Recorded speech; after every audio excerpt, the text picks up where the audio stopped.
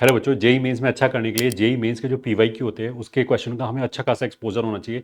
Ideally तो हमें ये करना चाहिए कि हमें सारे क्वेश्चन खुद ही सॉल्व करने चाहिए, बट इवन इफ अगर हमारे पास टाइम कम है तो हम ऐसे कर सकते हैं, एक सर्टेन परसेंटेज ऑफ क्वेश्चन तो हम खुद ही सॉल्व करें और बाकी के जो क्वेश्चन हैं उनका कम से कम सोल्यूशन देख लें। तो इसमें बच्चा बोलेगा कि सोल्यूशन देखने से याद नहीं रहेगा, तो उसी का मैं एक एग्जांपल यहाँ पे दूंगा कि कुछ कुछ क्वेश्चन ऐसे होते हैं कि इतनी सारी शिफ्ट है, इतने सारे पेपर हैं, तो बहुत सारे कॉन्सेप्ट रिपीटेड आएंगे। जो बुक्स में आपको क्वेश्चन होंगे वैसे से ही क्वेश्चन मिल जाएंगे, और कुछ क्वेश्चन में क्या होगा, थोड़ा सा चेंज आएगा। जैसे ये वाला क्वेश्चन लेते हैं, जेई 2022 में पूछा गया है। इस क्वेश्चन को पढ़ के लगभग हर बुक में you can find this concept कि ये जो कोफिशिएंट है, जैसे 1 और 1 बराबर है, 4 और 4 बराबर है, और मिडिल में ये कोफिशिएंट मिडिल वाला हो गया। तो इसमें अगर मैं e raise to power x को टी रखूं तो इक्वी डिस्टेंट कोफिशिएंट अगर बराबर है तो इसको मैं टी प्लस 1/t के क्वाड्रेटिक में कन्वर्ट कर सकते हैं। ये जो टर्म है वो टी स्क्वायर हो जाएगा, टी स्क्वायर से डिवाइड करके, तो ये आराम से सॉल्व हो जाएगा।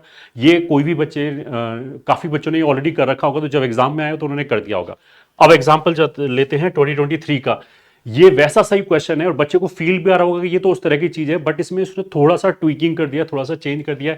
ये कोफिशिएंट 1 और 1 बराबर है, बट ये 8 और -8 हो गए।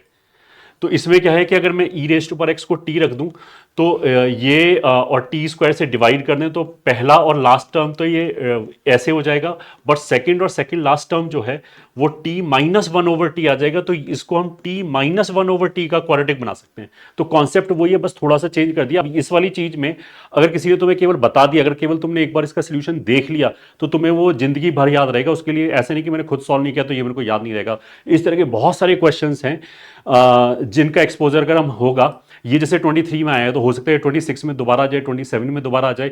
तो ऐसे बहुत सारे कॉन्सेप्ट है जिसमें मैंने अगर केवल देख ही रखा होगा तो उससे रिलेटेड हम क्वेश्चन कर सकते हैं। तो आई वुड से कि पहले तो try to solve as many question as possible, otherwise हम ऐसे कर सकते हैं certain question, certain percentage of question खुद प्रैक्टिस करें, बाकी का पीडीएफ में सोल्यूशन देख लें। और अगर मान लिया आपको सोल्यूशन देखना कम्बरसम लगता है, उसमें टाइम वेस्ट हो रहा है, काफ़ी टाइम लग रहा है, तो ऐसे बच्चों के लिए हमने पीवाईक्यू एक्सप्रेस लेके आए हैं, जिसमें लगभग एक क्वेश्चन को हमने 1 मिनट के अंदर डिस्कशन किया है, जिसमें उसका सोल्यूशन स्केच भी डिस्कशन किया है, उसमें जो नोटिस करने वाले पॉइंट्स हैं वो भी डिस्कशन किया है, जिसकी हेल्प से केवल 10-15 दिन के अंदर ही आप जो 10,000 क्वेश्चन है जो 19 से लेके 25 तक आए, उन सब का आप एक बार एक्सपोजर ले सकते हो। उस कोर्स में आप कहां से बाई कर सकते हो तो उसके लिए लिंक आपका डिस्क्रिप्शन में दे रखा है। All the best.